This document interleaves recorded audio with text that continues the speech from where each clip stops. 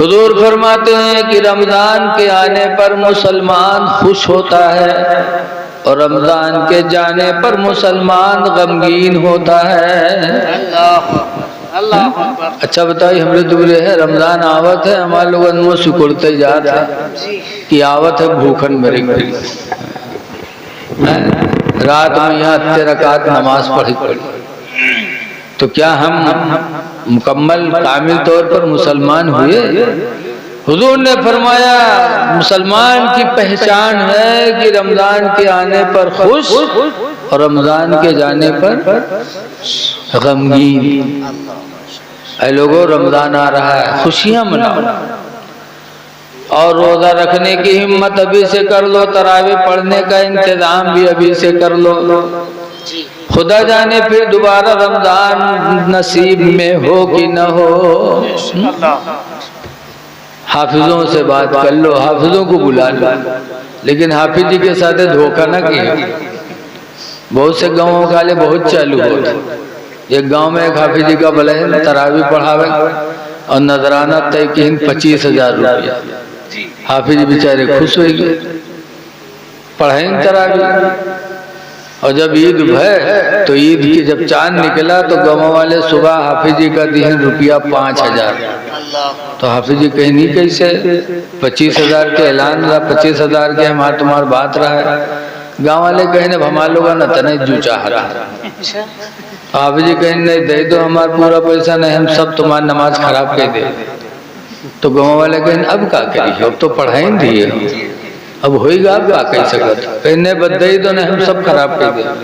گاؤں والے کہیں کریے ہو کا، تو حافظ جی کہتے جاؤ جتنی تراویح پڑھاوا رہا سب بغیر وضو کے پڑھاوا رہ جاتے۔ تو ایسے ایسے امام بھی ہیں، ایسے ایسے گاؤں کے دھوکہ دے والے مقتدی بھی ہیں۔ جو کام کرو خلوص للہیت کے ساتھ کرو۔ حضرت ابو ہریرہ رضی اللہ تعالیٰ عنہ روایت کرتے ہیں کہ اللہ کے رسول نے فرمایا کہ اے لوگو، عمل میں خلوص پیدا کرو کیونکہ دلوں کو پرکھنے والا بڑا دانا ہے۔ عمل میں خلوص پیدا کرو کیونکہ تم کو پرکھنے والا بڑا دانا ہے، یعنی بڑا عقل مند ہے، اس سے بڑا کوئی دانا ہے ہی نہیں۔ تو اس لیے کوئی بھی کام کرو تو دل میں للہیت پیدا کرو۔ سبحان اللہ۔ لیکن کچھ ایسے بد نصیب ہیں کہ جیسے رمضان چاند نکلی با 2-3 پتہ ڈپلیکیٹ دوا جیب میں ڈھیلے ہیں اور ہوٹل میں بغیر گبر گبر چائے پی ہیں، دانا کہیں ہے۔ کوئی پوچھے ارے یار رمضان چلتے ہو، ارے دیکھت نہ ہے یار بیمار ہیں، دیکھو دوا کاہے دھیلے تھے تاکہ لوگن کا دکھائی۔ اے لوگو ایسا نہ کرو، کہیں اس طرح تم حقیقت میں نہ بیمار بن جاؤ۔ اللہ کے عتاب سے بچو۔ ایک نس اگر کام کرنا بند کر دیتی ہے دل کی تو بتاؤ میں چھلا پڑا تھا۔ ایک نس تھوڑی سی پچک جائے تو پھر زندگی خطرے میں۔ ہم خدا سے ہم بے وفائی کر رہے ہیں، دوا نہ رکھو۔ آج ہم سنی ہیں، اعلیٰ حضرت امام احمد رضا کے ماننے والے ان کے مشن کو بھول گئے۔ اعلیٰ حضرت بہت چھوٹے تھے، رمضان کا چاند نکلا، بہت خوش ہوئے اور انہوں نے بھی روزہ رکھ لیا۔ بہت چھوٹے تھے، ان کے ابا بہت خوش ہوئے کہ میرا بچے نے زندگی میں پہلی بار رمضان کا روزہ رکھا۔ تو اعلیٰ حضرت کے ابا پورے بریلی میں دعوت افطاری کی بانٹ دیے کہ بریلی والوں آج شام کو میرے بچے احمد رضا کے ساتھ سب کو روزہ افطار کرنا ہے۔ میرے بچے نے سب سے پہلا روزہ رکھا، اعلان ہو گیا، انتظام ہو رہا ہے۔ ظہر کا وقت آیا کہ اعلیٰ حضرت کے ہونٹ سوکھ گئے، چھوٹے بچے تھے، چہرے پہ پریشانی۔ ایک باپ کو اولاد سے کتنی محبت ہوتی ہے باپ ہی جانتا ہے۔ ہر دکھ باپ برداشت کرے گا لیکن اپنی اولاد پر دکھ کا آنا گوارا نہیں کرے گا۔ خود بھوکو مرے گا لیکن اپنی اولاد کو بھوکا دیکھنا گوارا نہیں کر سکتا۔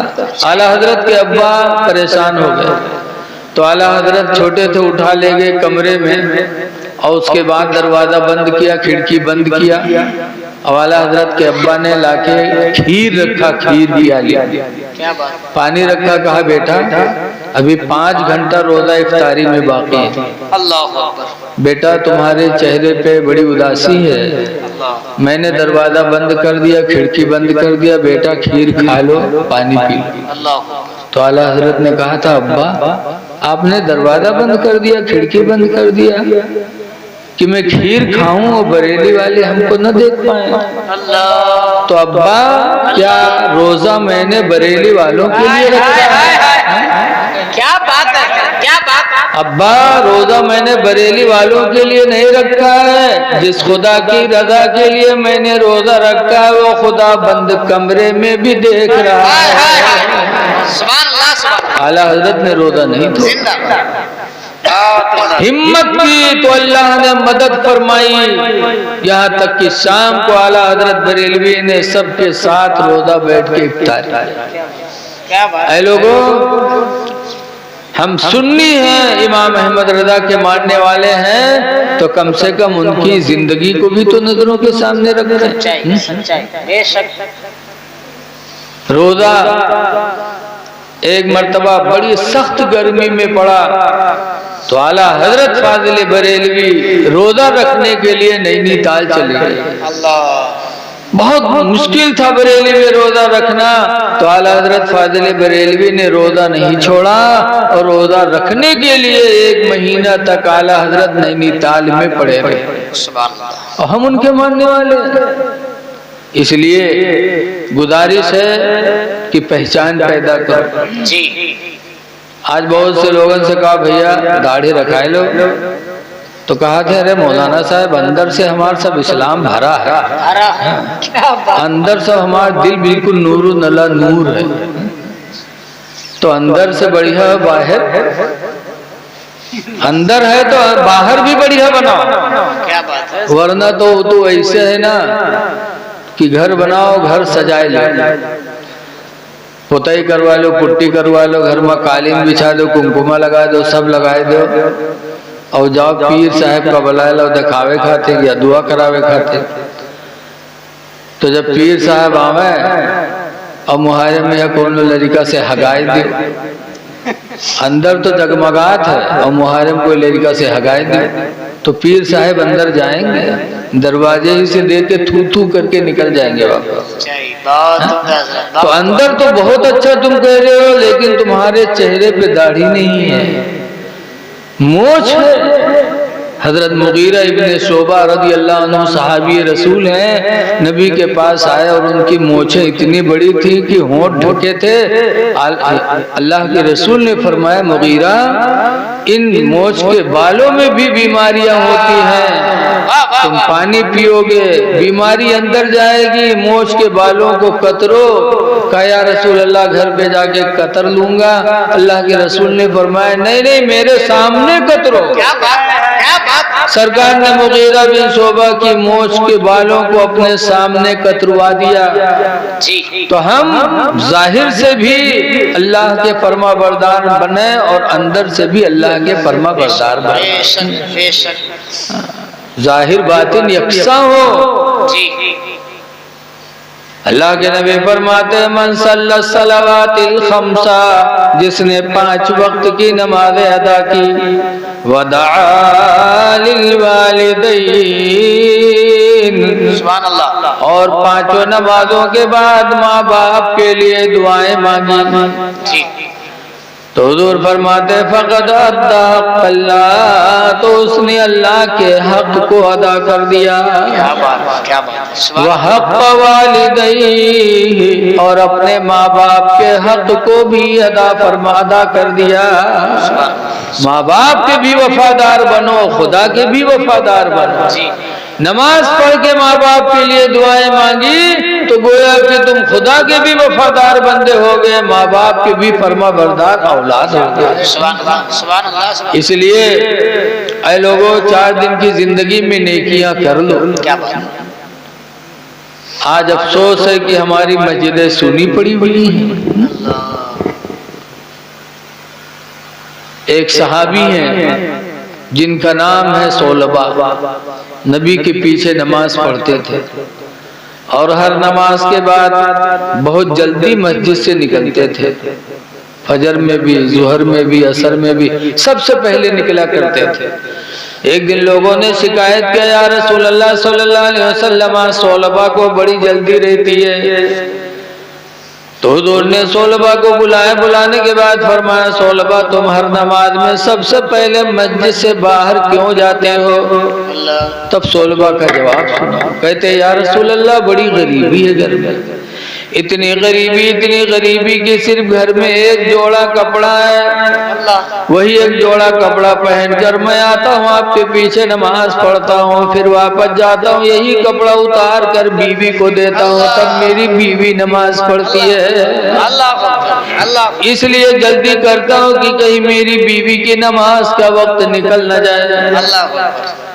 اے دینی بھائیو، ذرا غور کرو نبی کے زمانے کے لوگوں کی دل کی چاہت کہ ایسی غریبی کہ ایک ہی جوڑا کپڑا ہے میاں بیوی کے بیچ میں، لیکن نہ بیوی کی نماز چھٹ رہی ہے، نہ شوہر کی نماز چھٹ رہی ہے۔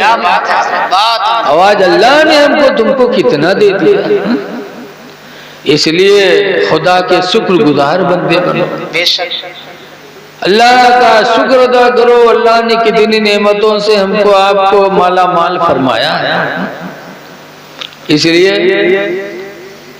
گزارش ہے کہ نمازوں کی پابندی کرو، رمضان کی تیاری کر لو،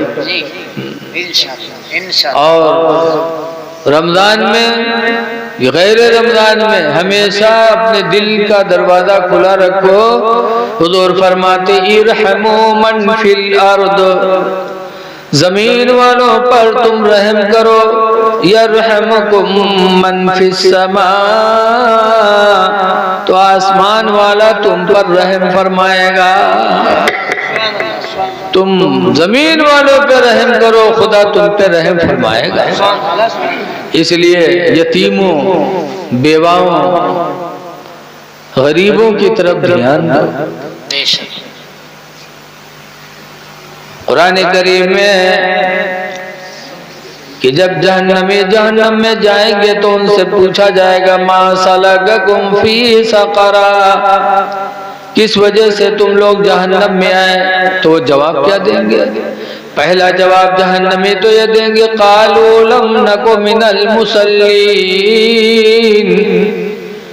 پہلی وجہ کہ ہم نماز نہیں پڑھتے تھے، جس کی وجہ سے اللہ نے ہم کو جہنم میں ڈالا۔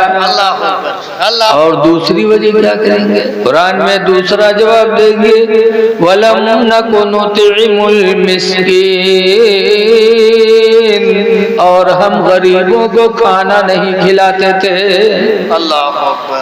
جہنمی کہیں گے کہ ہم نماز نہ پڑھتے تھے اور غریبوں کو کھانا نہیں کھلاتے تھے، جس کی وجہ سے اللہ تعالیٰ نے ہم کو جہنم میں ڈال دیا۔ اس لیے نمازیں بھی پڑھو اور غریبوں کا خیال رکھو، غریبوں کا خیال رکھو۔ اس سلسلے میں آپ ہمیشہ سنتے رہتے ہو کہ فلاں نے فلاں کے ساتھ کیا کیا، فلاں نے فلاں کے ساتھ کیا کیا، تو آپ بھی اس معاملے میں آگے بڑھو۔ کسی کا دل اگر آپ نے جیت لیا تو یہ سب سے بڑی نیکی ہوگی۔ حضور سے پوچھا گیا کہ اللہ کے رسول قیامت میں سب سے محبوب بندہ اللہ کے نزدیک کون ہوگا؟ تو حضور نے فرمایا دنیا میں جو کسی کے دل کو خوش کر دے گا اللہ کے نزدیک قیامت کے دن سب سے محبوب بندہ ہوگا۔ سبحان اللہ سبحان اللہ۔ تو کوئی ننگا ہو اسے کپڑا دے دو، کوئی بھوکا ہو تو اسے کھانا کھلا دو، پیاسا ہو تو پانی پلا دو۔ یہ وہ چیزیں ہیں جو نیکیاں کبھی مرنے والی نہیں۔ حدیث پاک میں حضور فرماتے البر لا یبلا، نیکی کبھی پرانی نہیں ہوتی، کپڑا پرانا ہو کے پھٹ جاتا ہے، مکان پرانا ہو کے گر جاتا ہے، آدمی پرانا ہو کے مر جاتا ہے، لیکن حضور فرماتے البر لا یبلا، نیکی پرانی نہیں ہوتی، والذنب لا ینسا، اور گناہ بھلایا نہیں جاتا۔ کوئی نہ سوچے کہ ہم گناہ کریں تو لوگ بھول جائیں، لوگ بھول جائیں گے، لیکن جس بدلہ دینے والا خدا گناہ کو کبھی بھولے گا نہیں، گناہ کبھی نہیں بھولا جاتا۔ لیکن کچھ لوگ جانتے ہیں، لوگ بھول جاتے ہیں تو جانو سب بھول گئے۔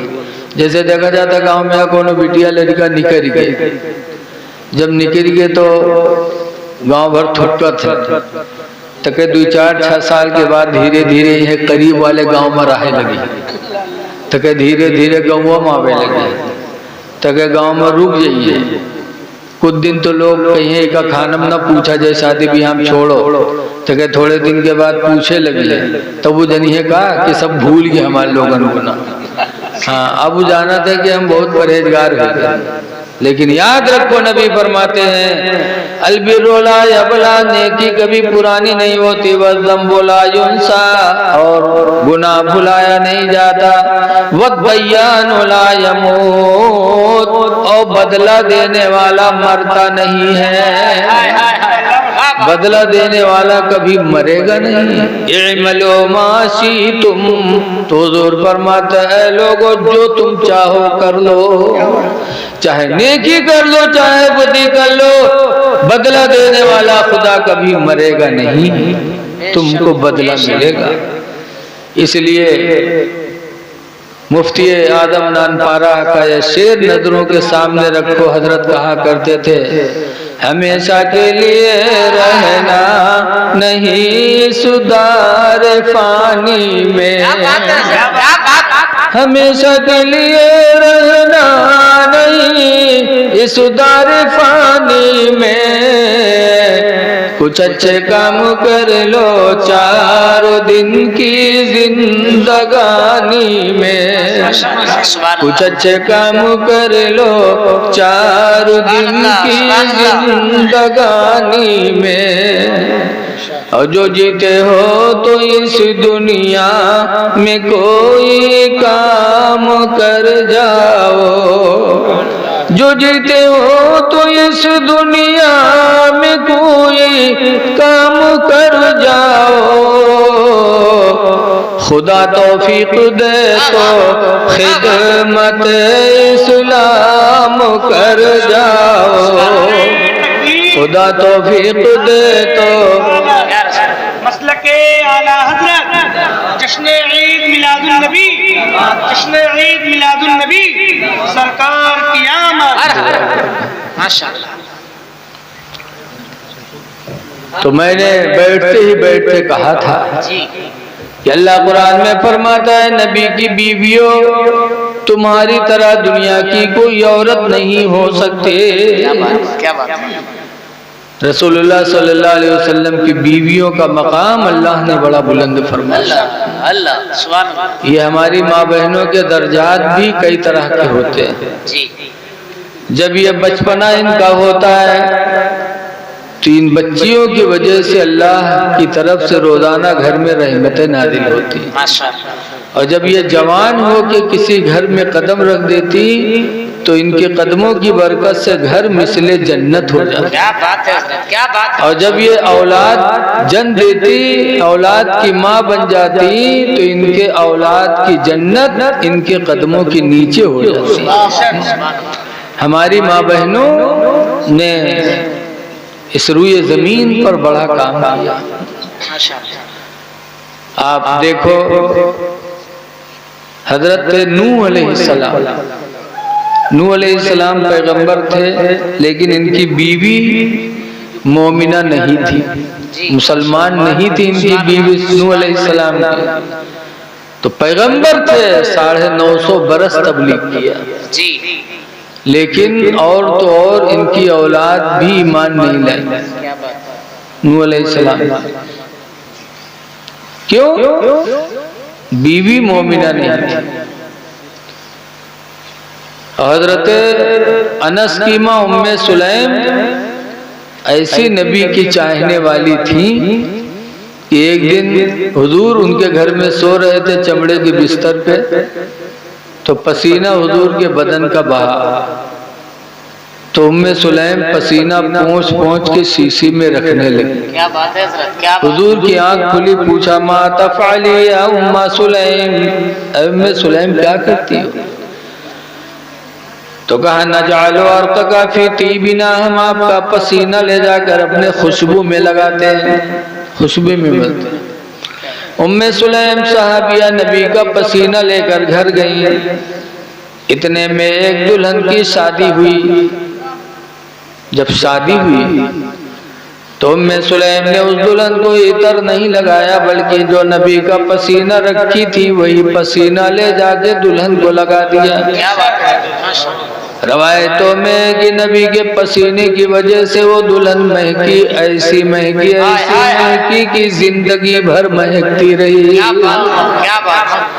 پھر اس دلہن سے جو لڑکے پیدا ہوئے وہ لڑکے بھی زندگی بھر مہکے، پھر لڑکوں کے لڑکے مہکے۔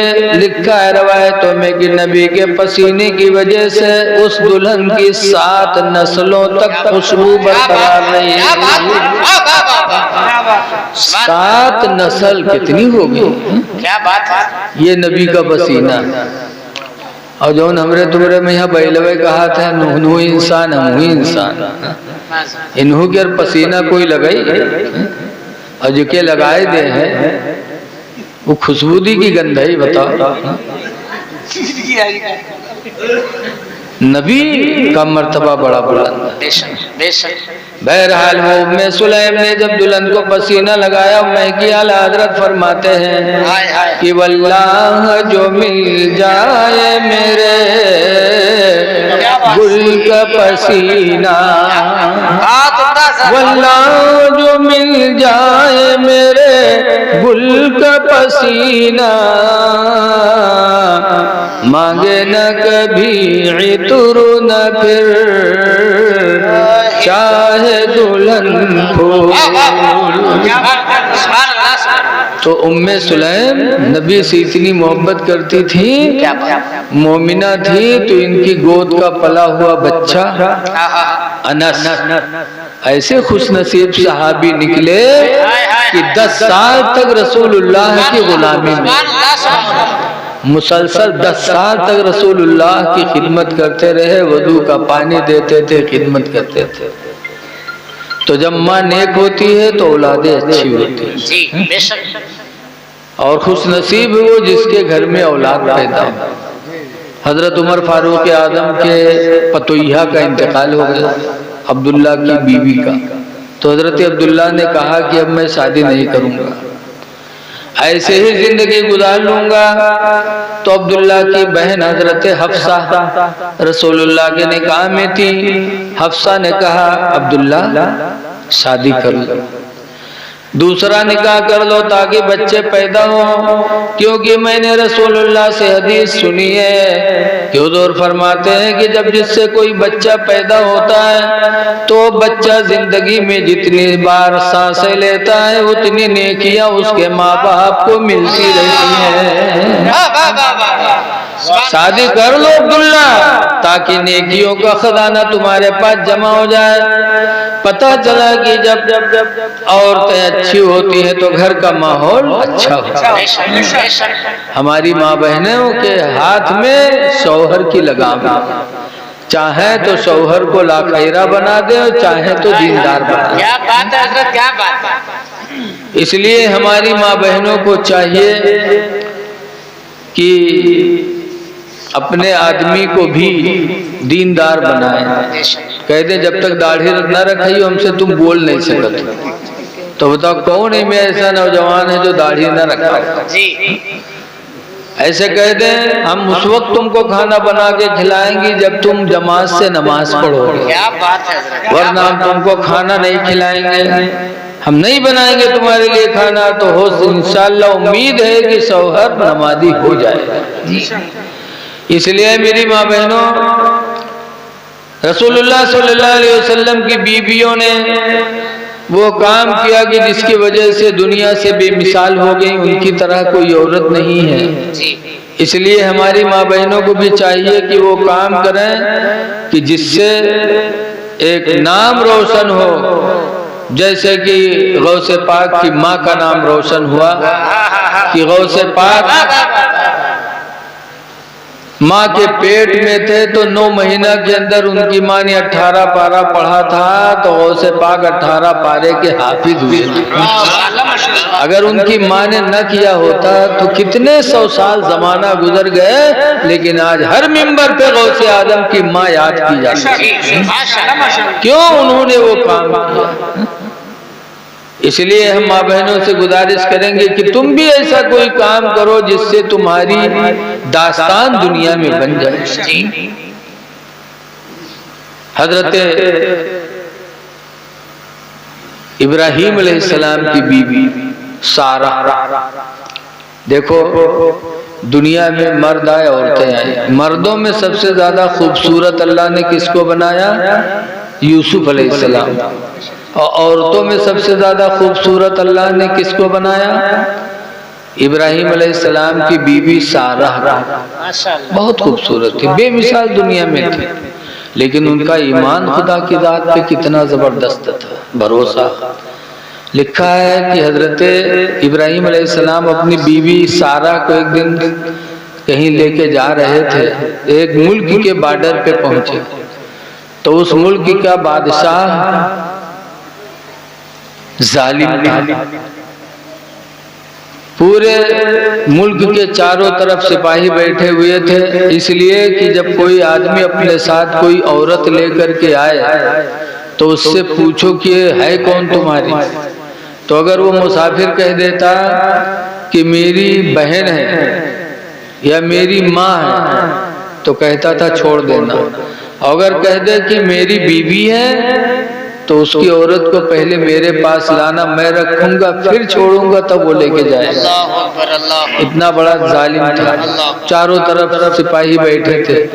حضرت ابراہیم علیہ السلام اپنی بیوی سارہ کو لے کر جب بارڈر پہ پہنچے، سپاہیوں نے دیکھا تو بادشاہ کے پاس پیغام بھیجا کہ بادشاہ آج تمہارے ملک کے بارڈر پہ ایک ایسی عورت آئی ہے کہ جس کی کوئی مثال دنیا میں نہیں ہے، ایسی عورت ہم لوگوں نے اپنی زندگی میں کبھی نہیں دیکھا۔ پوچھا نام پوچھو کون ہے؟ ابراہیم علیہ السلام سے پوچھے سپاہیوں نے کہ یہ کون ہے، تو ابراہیم علیہ السلام کی تھی بیوی اور کہہ دیا کہ میری بہن ہے، لیکن یاد رکھو جھوٹ نہیں ہے۔ ابراہیم پیغمبر نے یہ نہیں کہا تھا میری بیوی نہیں ہے، بلکہ پوچھا تھا کون ہے، تو ابراہیم پیغمبر نے کہا تھا میری بہن ہے۔ تو بہن کس اعتبار سے؟ ایمانی اعتبار سے، یہ بھی خدا کی وحدانیت کے ماننے والی، میں بھی خدا کی وحدانیت کا ماننے والا، کیا بات ہے۔ تو انہوں نے اس اعتبار سے بہن کہہ دیا، لیکن اتنی خوبصورت تھی کہ بادشاہ نے جب سنا کہ بہن ہے تب بھی کہا نہیں اس کو میرے پاس بھیجو، قانون توڑ دیا۔ جب ابراہیم میاں بیوی کو سپاہی لے جا کر بادشاہ کے محل کے پاس پہنچے، بادشاہ نے ابراہیم علیہ السلام کی بیوی سارہ کو اندر بلوایا تو ابراہیم پیغمبر رونے لگے۔ جب رونے لگے تب سارہ نے کہا تھا اے میرے پیارے شوہر ابراہیم آپ رو رہے ہیں؟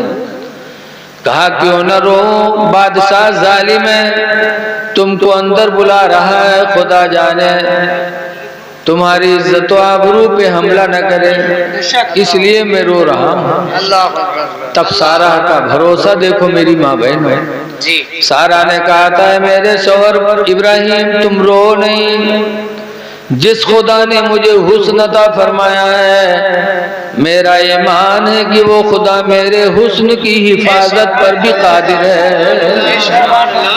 جس خدا نے مجھے حسن دیا وہ خدا میرے حسن کا محافظ بھی ہے، نگراں بھی ہے۔ ابراہیم پیغمبر تم گھبراؤ نہیں، میرا خدا میرا نگہبان ہے، یہ کہہ کے اندر گئے۔ اور جیسے بادشاہ نے دیکھا، حضرت سارہ کا حسن دیکھا فوراً بادشاہ تخت سے نیچے اترا اور سارا کی طرف زنا کے ارادے سے بڑھا۔ سارا نے کہا یا اللہ میرے عزت و آبرو کی حفاظت فرما۔ جیسے سارا نے دعا مانگی ویسے اس بادشاہ پر فالس گر گئی۔ کیا بات اور جب فالس گری تو جن پر فالس گرے تو ان کو تو دیکھ بے کہ کرتا انڈویور میں بول پاوا تھا، پیر چلا تھا ایسے ایسے باہر باہر پیر مارا، لبلبانے لگا اے سارا ماں کو ماں۔ اللہ والیوں کو، اللہ والوں کو رحم بھی بہت آتا ہے۔ حضرت سارا نے فوراً معاف کر دیا۔ جب معاف کر دیا، ادھر معاف کرنا تھا کہ وہ پھر ٹن ٹن ہو گیا۔ ایک دنیا کو، ایک اللہ تعالیٰ کو ایک عبرت دینی تھی، معاف کیا، ادھر فوراً اس کو صحت مل گئی۔ جب پھر شفا ملی، صحت ہوئی تو سوچس کو بیر بیر تھورو ہوئی، پھر آگے بڑھا۔ جب پھر آگے بڑھا تو پھر اس پر فالس گری۔ جب پھر فالس گری پھر معافی مانگا، سارا نے معاف کر دیا۔ تب اس بادشاہ نے معافی مانگا اور انہی طرح ایک عورت اور تھی حاجرہ، تو بادشاہ نے کہا تھا ابراہیم پیغمبر اسے بھی لے جاؤ، اور اسی طرح ایک عورت اور ہے اسی بھی لے کے جاؤ۔ میں نے یہ واقعہ کس لیے کیا؟ اس لیے کہا ہے کہ ہماری ماں بہنیں ذرا خدا کے اوپر بھروسہ کریں کہ اللہ تعالیٰ بہت بڑا مسبب الاسباب ہے۔ بے شک بے شک۔ وہی حاجرہ ہیں کہ جب اسماعیل کو جنگل میں لے کے گئے تھے، ابراہیم علیہ السلام نے چھوڑا تھا حاجرہ کو اور اسماعیل کو، تب حاجرہ نے کہا تھا اے ابراہیم مجھ سے میرے بچے سے کون سی غلطی ہو گئی کہ جنگل میں چھوڑ کے جا رہے ہیں؟ قدموں کو پکڑ لیا تھا، کہا تھا جنگل میں نہ پانی پینے کے لیے نہ کھانے کے لیے کوئی دانا ہے، جنگل میں درندے ہیں۔ اے ابراہیم کون سی غلطی ہو گئی ہے جو چھوڑ کے جا رہے ہو؟ کیا بات؟ تو ابراہیم کچھ نہیں بولے تھے۔ تب حاجرہ نے کہا تھا کہ ابراہیم کیا خدا کا حکم تو نہیں ہے؟ کیا بات ہے؟ تو جب پوچھا خدا کا حکم تو نہیں ہے تو سر ہلایا تھا۔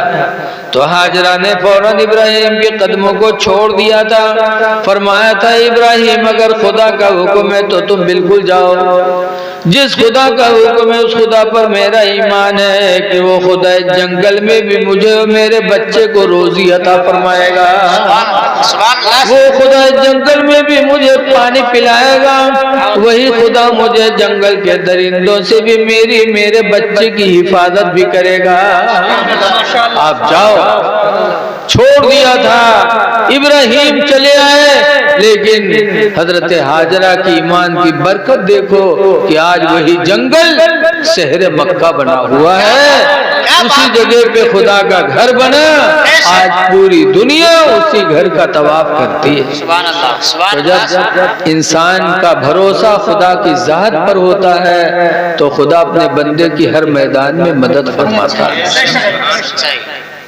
آخری بات کہ میں اپنی تقریر ختم کر رہا ہوں، سچی حکایت میں ایک بزرگ کا واقعہ ہے، حضرت مسکی علیہ السلام، ان کا نام تھا مسکی۔ مسکی سے مطلب ہی نہ جانے کہ مسکی آوا کرتا رہا، مسکی کا مطلب ان کے بدن سے مسک کی خوشبو نکلا کرتے، کیا بات ہے؟ ہمیشہ مہکا کرتے تھے۔ مسجد میں جائیں تو وہاں جھگڑا ہو، مسجد میں جاتے حضرت مسکی تو نمازیوں میں جھگڑا، ان کے بدن سے مسکی کی خوشبو نکلا کرتی تھی، سب چاہے کہ ان کے بغل میں ہم کھڑے ہوئے تاکہ نمازوں پڑھا کے خوشبو ملا کرے۔ تو ایک دن نمازیوں میں جھگڑا ہو گیا بغل میں کھڑا ہونے کے لیے، تو نمازیوں نے پوچھا مسکی یہ بتاؤ کہ ہم لوگ عطر لگا کے آتے، ہم لوگ نہیں مہکتے، اور آپ کے بدن سے اتنی اچھی خوشبو نکلتی ہے، یہ کہاں سے عطر لے کے آتے؟ تب مسکی نے کہا میں کوئی خوشبو نہیں لگاتا۔ کہا پھر یہ خوشبو کیسے آتی؟ تو کہتی اس کی بہت بڑی داستان ہے۔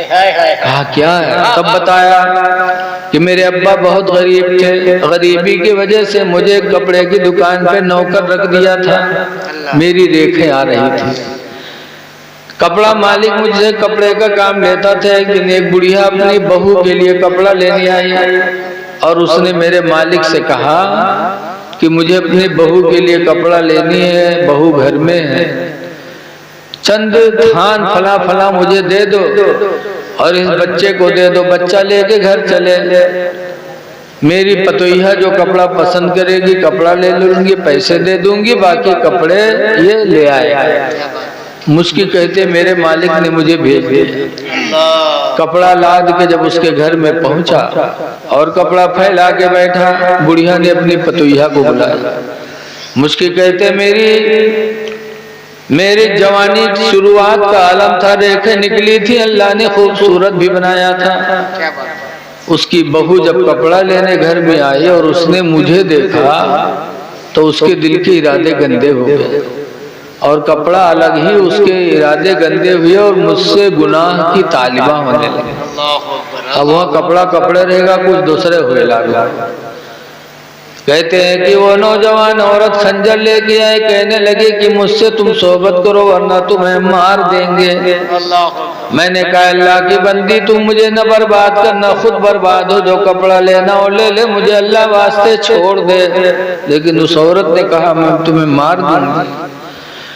فرماتے میں نے دل ہی دل میں خدا کو یاد کیا کہ یا اللہ جان بچانا بھی ضروری ہے اور عزت اور گناہ سے بچنا بھی ضروری ہے، یا اللہ کوئی صورت پیدا کر دے کہ میری جان بھی بچ جائے اور میں گناہ سے بھی بچ جاؤں۔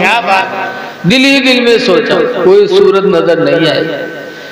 اتنے میں مجھے پیخانہ لگا تو میں نے کہا بھائی مجھے پیخانہ لگا ہے، مجھے پیخانہ کر لینے دو، پھر جو تمہاری مرضی ہوگی کرنا۔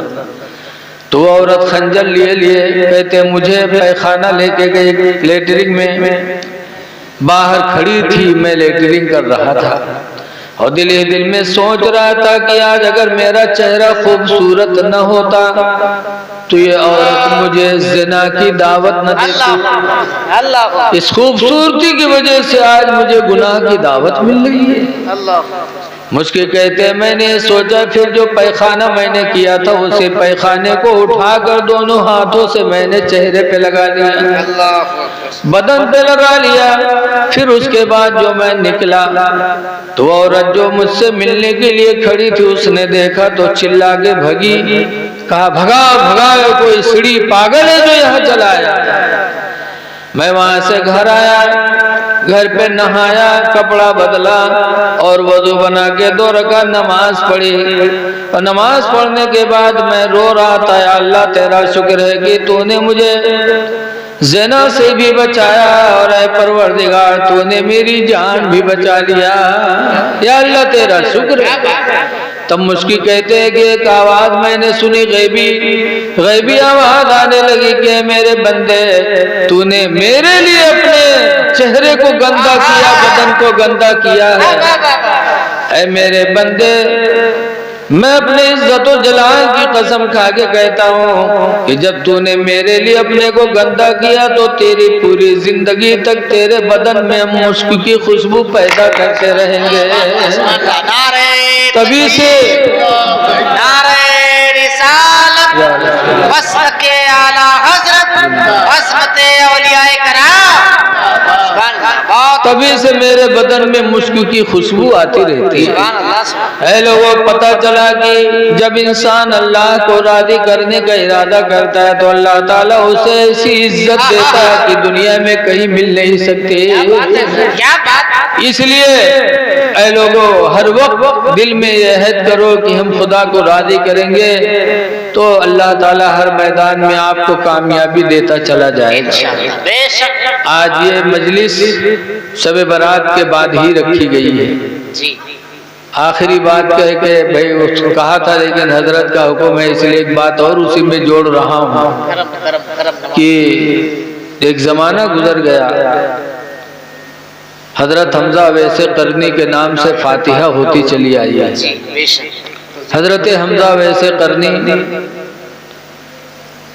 یہ قرن میں رہتے تھے، نبی کا زمانہ پایا، نبی سے محبت کی ایمان لائے لیکن نبی کو دیکھ نہ پائے۔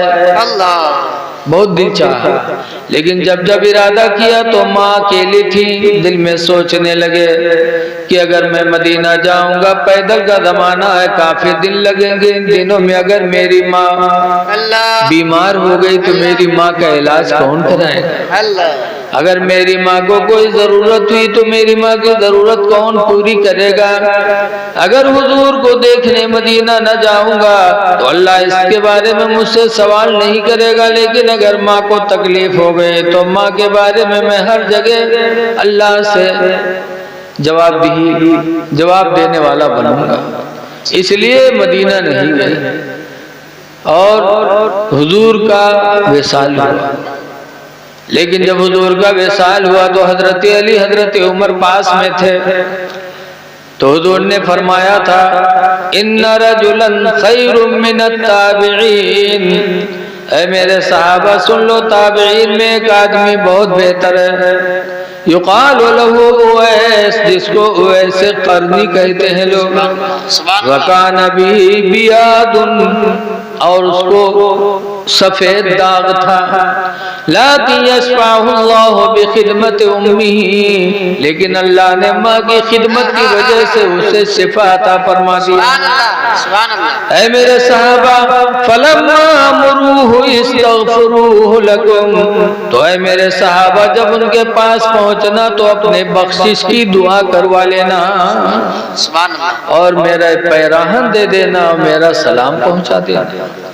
حضور کا وصال ہو گیا۔ حضور کے وصال کے بعد 10 سال تک حضرت علی حضرت عمر حضرت اویس قرنی کو تلاش کرتے رہے۔ 10 سال کے بعد عرفات کے میدان میں حضرت علی کو اویس قرنی مل گئے، بکریاں چراتے گئے، حضور کا سلام پیش کیا اور حضور کا پیراہن دیا، تو حضرت اویس قرنی کی آنکھوں میں خوشی کے آنسو آ گئے۔ تو حضرت علی پوچھتے ہیں اویس یہ بتاؤ کہ ہم لوگ زندگی بھر حضور کے ساتھ رہے، ہم سب صحابہ ساتھ میں رہے، لیکن وقت وصال حضور نے کسی کو یاد نہیں کیا، یاد صرف تم کو کیا، تم کو سلام بھی پیش کیا، اپنا پیراہن بھی دیا، کسی صحابی کو یاد نہیں کیا۔ اے اویس قرنی یہ بتاؤ کہ تمہارے اندر وہ نیکی کون سی ہے، کون سی نیکی جس کی بنیاد پہ اللہ کے رسول نے وقت وصال تم کو یاد کیا ہے؟ تب اویس قرنی رونے لگے، کہنے لگے علی میرے اندر کون سی نیکی ہو سکتی ہے، میں تو اتنا بد نصیب نکلا کہ بوڑھی ماں کی خدمت کی وجہ سے رسول اللہ کے چہرے کی زیارت کر کے صحابی نہ بن پایا۔ بارہا ارادہ کیا کہ چلا جاؤں مدینہ، حضور کو دیکھ کر صحابی بن جاؤں، لیکن اے علی ماں کی وجہ سے میں جا نہ سکا، میری ماں اکیلی رہتی تھی۔ تو حضرت علی کہتے ہیں اویس قرنی تمہاری ماں کی خدمت ہی ایسی بڑی نیکی تھی جس کی بنیاد پہ رسول اللہ نے وقت وصال تمہیں یاد فرمایا۔ پتہ چلا ماں باپ کی خدمت یہ اللہ اور اللہ کے رسول کے نزدیک سب سے بڑی دولت ہے۔ اس لیے لوگوں نمازیں پڑھو، نیکیاں کرو، لیکن اپنے ماں باپ کو راضی کرنے کی کوشش کرو۔ ماں باپ راضی نہیں ہوں گے تو یہ نیکیاں تم کو خدا کو راضی نہیں کرا سکتی۔ اسی لیے مارہرہ پیر خانہ اعلیٰ حضرت کا حضور سید نجیب حیدر حسن میاں ہر سال کہتے ہیں میرے برکاتی مریدوں لاکھوں کی تعداد میں تم آتے ہو یہ سوچ کر کہ ہم پیر کے دربار میں جائیں گے، پیر صاحب ہمیں بخشوا لیں گے۔ حضرت فرماتے ہیں خدا کی قسم جب تک تمہارے ماں باپ تم سے راضی نہیں ہوں گے ہم تمہارے کام نہیں آ سکتے۔ اسی لیے ماں باپ کی قدر کرو۔ حضور کے زمانے میں ایک صحابی آئے بارگاہ نبی میں کہتے ہیں انی نظرت ان اقبل کعبۃ الکعبہ، اے اللہ کے رسول میں نے منت مانی تھی کہ کعبہ کی چوکھٹ چوموں گا۔ کہا چلے جاؤ، کہا اللہ کے رسول میں نہیں جا سکتا، میں غریب آدمی ہوں، میرے پاس پیسے نہیں، مجبور ہوں، چل بھی نہیں سکتا، مکہ نہیں جا سکتا، میں کیسے کروں؟ تو حضور نے فرمایا تھا ارجع الی بیتک، مکہ نہیں جا سکتے تو اپنے گھر واپس چلے جاؤ۔ کیا بات وقبل قدمي امك اور گھر میں پہنچ کر اپنے ماں کے دونوں پیروں کو جا کے چوم لو، کیا بات ہے؟ اللہ تعالیٰ تمہاری منت پوری فرما لے۔ تو رونے لگے، کہنے لگے اللہ کے رسول ماں ہے ہی نہیں، ماں زندہ ہوتی تو ماں کے قدموں کو چوم کر منت پوری کر لیتا، اللہ کے رسول ماں زندہ نہیں ہے۔ تو سرکار نے فرمایا تھا قبل قبرہا، تو اس کی قبر کو جا کے چوم لو۔ کیا بات ہے؟ کہتے اللہ کے رسول میں بہت چھوٹا تھا تبھی ماں کا انتقال ہوا، ماں کی قبر بھی میں نہیں پہچانتا۔ تو حضور نے فرمایا تھا خطی خطن فی بیتک، اپنے گھر میں جا کے ایک لکیر کھینچ لو اور اسی لکیر کو تم اپنی ماں کی قبر مان کر چوم لو، اللہ تعالیٰ تمہیں کعبہ کی چوکھٹ کے چومنے کا ثواب عطا فرمائے گا۔ اے لوگوں، ماں باپ کے درجات بہت بلند ہیں، اس لیے ماں باپ کو بھی ہر حال میں راضی کرنے کی کوشش کرو۔ دعا ہے کہ اللہ تبارک و تعالی ہم کو ان چند باتوں پہ عمل کی توفیق عطا فرمائے۔ بہت پہلے مولوی پوروا میں آیا تھا ہمارے بزرگ حضرت حافظ شیر علی صاحب، 2 مرتبہ شاید حضرت کے گھر آیا، آج تیسری مرتبہ آیا آپ سب نے، اور انہوں نے بھی محبت کا اظہار کیا۔ اللہ تعالیٰ اس محبت کا صلہ آپ سب کو عطا فرمائے۔ بس آپ حضرات سے یہ کہنا چاہتا ہوں کہ آپ آپس میں مومن بن کے رہو۔ کیا بات ہے؟ کیا بات ہے؟ اس بات پر ہمیشہ دھیان رکھو کہ حضور فرماتے ہیں لا تحسسوا، کسی کو عیب نہ لگاؤ، ولا تجسسوا، اور کسی کے اندر عیب تلاش نہ کرو، نہ عیب لگاؤ نہ عیب تلاش کرو، ولا تحاسدوا ولا تباغضوا، آپس میں حسد نہ رکھو، بغض نہ رکھو، وکونوا عباد اللہ اخوانا، اور اللہ کے بندو آپس میں بھائی بن کے رہو۔ کیا بات؟ اختلاف موت ہے، اتحاد زندگی ہے۔ اللہ تعالیٰ بھائی چارگی ہم میں آپ میں برقرار رکھے، اور آنے والے رمضان کی برکتوں سے اللہ تعالیٰ ہم کو آپ کو مالا مال فرمائے۔ السلام علیکم، کھڑے ہو جائیے، صلاۃ و سلام۔